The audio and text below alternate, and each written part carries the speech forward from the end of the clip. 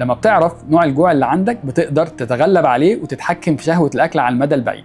الناس اللي فاكرة إن إحساس الجوع بينتهي نهائياً بعد العملية محتاجين يشوفوا الفيديو ده. الحقيقة إن إحنا بنستأصل في عملية التكميم جزء من المعدة المسؤول عن إفراز هرمون الجريلين، والهرمون ده مسؤول بنسبة كبيرة عن الإحساس بالجوع. لكن الجسم ذكي بيعمل حاجة اسمها أدابتيشن، بيبتدي يحصل تكيف وجزء من إحساس الجوع بيرجع تاني بعد فترة. صحيح مش بيرجع بنفس الشراهة اللي كان موجود فيها قبل العملية، لكن بيكون في جزء موجود. علشان كده مهم جدا ان انت تفرق بعد العملية ما بين انواع الجوع، هل ده جوع حقيقي؟ هل ده جوع عاطفي؟ هل ده جوع بحكم العادة؟ دورنا مش بس ان احنا نصغر المعدة، دورنا ان احنا نعرفك الفرق ما بين انواع الجوع وبعضها. الحقيقة ده بيتم من خلال تيم متخصص هيلث كوتشز بيعلموك كل النقط دي.